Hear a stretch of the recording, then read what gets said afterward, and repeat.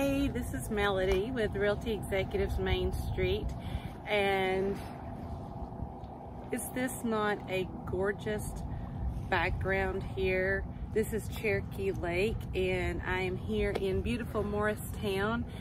This is a gorgeous day, the last day of September, and yes, all of this is real. This is not a fake background. This is really going on. It's just absolutely gorgeous here. And so I thought I would take this time to make a video about some misconceptions about East Tennessee real estate. Now, I have people to call me. I love talking with you, the YouTube world out there. I love it when you call me, and I love talking to you about this, but I always want to tell you how it really is. The reason being, I gotta sleep at night. I can't worry about something that I've said being incorrect. Now, I do make mistakes, but ethically, I know that I've done everything in my power to tell you the truth, and that's how I will always be. And so as I've been talking to some of you, when you call me and you'll say these things, I've heard, I've read, so I thought this video would be a great time to do misconceptions about East Tennessee real estate. Stay tuned. So one of the misconceptions that I often have is, hey Melody, I want to live near the water. Like, you want to live near this, or you want to live near a pond or a lake or a stream or a creek, and that is absolutely wonderful. But misconception number one is, not every piece of property is going to have water on it. And so it is very valuable when you do find land with water on it, and you're usually going to pay a premium price because we don't have as much waterfront. And so if you want a water view, yeah, we could do that. But if you are wanting water on your property, it is going to come at a premium price. And I would say 90% of the time, there's going to be an HOA, or there's going to be restrictions on that property because they want to protect the value of the property that is near the water. So the other thing you want to think about if you purchase on the water is there is a high probability that you're going to need flood insurance, especially if there's a large portion of that property that is near water. Now, just last weekend, I was out touring with some potential clients who had come to visit here from Arizona, and we were looking at some water properties, and we found out that the bigger the parcel, a lot of times you don't have to get flood insurance for the whole parcel, but just the portion that is in closer proximity to the water. Now, flood insurance is not anything to be afraid of, okay? Anytime you live near water, there's a possibility that water could flood. It could. There's rains, there's storms, so it could happen. Flood insurance is just taking care of your property if that happens. It's really no different than having fire insurance or any kind of insurance on your home, if a tree fell on it or whatever. Flood insurance is very similar. It's just protecting the property in the case of a flood. So don't be afraid of it. Now, a second misconception. So a lot of you call me and you'll say, hey, I want to live near the mountains, or I want to live in the mountains, or I want a mountain view. Again, fabulous. Now, I lived in Utah for 5 years, and I can say the Rocky Mountains are much newer. They're much more pointy, whereas our Smoky Mountains are a little bit less pointy because they're older. They've had erosion, all that fun stuff. However, they're still beautiful.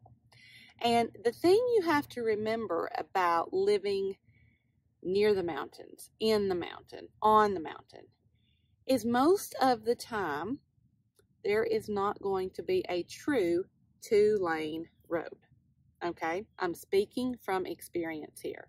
A lot of times the roads to get to these properties are narrow to the point where one car will have to pull over into a ditch per se, pull over to the side and let the other car pass. There's not usually lines on those roads. And again, all of this is fine and dandy if you're okay with that. So that road is going to be narrow in the middle of the night. That road is going to be narrow when it's raining. That road is going to be narrow anytime that we get any kind of snow, even if it's just a little bit. If you're okay with that, awesome, rock on. But a lot of people who I talk with and say, hey, I want to live near the mountains, I want a mountain view, and then they get here and we're traveling to the property and they're like, whoa, that was steep and it was curvy and it was narrow. Yes, that's definitely misconception number 2. If you want the mountain view, if you want to live near the mountains, the majority of the time, the road to get there is going to be narrow. It's going to be curvy. Now, misconception number 3, and I have talked about this, and I'm going to talk about it some more, okay? A lot of people think, okay, they'll call and they'll say, you know what, Melody, I want a piece of property with no restrictions. I don't want anybody to tell me what to do with my property, okay? And then I'm going to tell you, okay, that's totally fine, even if the parcel is 5 acres long. But the next 5-acre parcel, if there's no restrictions, they can do whatever they want to as well.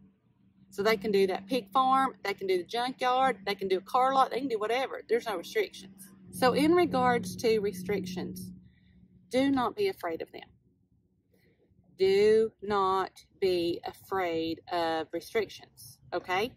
I personally, right now, have 2 properties listed, and they have restrictions. One of the properties I have listed, and by the way, if you want to watch the video, I've got it linked up here at the top. One of these properties, do you know what the restriction is? No pig farming. So when you look at it on Zillow or Realtor.com or Redfin, it's going to say restrictions. And so if you've got that as one of your filters, I want unrestricted land, you're going to miss out on this great property because in the deed, there is one restriction, no pig farming. So I have to mark that in the listing as having restrictions. Now, is most people okay with having a restriction of no pig farming? Yes! But you're missing out on it because you only are looking for unrestricted land. Okay? A second property that I have, and again, got the link up here at the top if you want to check it out. This one's just property, 34 acres. It has 2 restrictions. Do you know what they are? No landfill, no junkyard. Okay, so when I list it as the listing agent, I have to mark restrictions. But I would say the majority of the people are like, okay, yeah, I don't want a landfill on my property or near my property, and I don't want a junkyard, so I'm okay with that. But if your filter that you're searching for homes and properties on says no restrictions, you're missing out on a great property just for that reason. So misconception number 3, restrictions do not always mean that somebody's going to tell you every little thing you have to do. Now, there are some out there.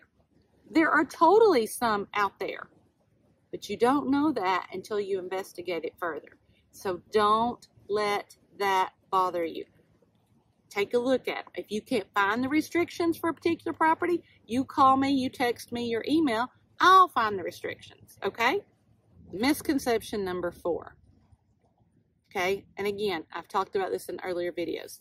If I am looking for just property, not a home on it, not any kind of structure, if I am looking for raw land, many times, not always, but many times, a regular conventional loan will not work. You will need to actually apply to a land lender. And if you are looking to finance land, it is normally 10% down. There is oftentimes a different interest rate than a regular conventional loan is for a home. So if you are looking for just property and then you want to build on it and put a barn to minimum or a house or whatever, you want to at least have a conversation with a land lender because who knows, it might get you more bang for your buck.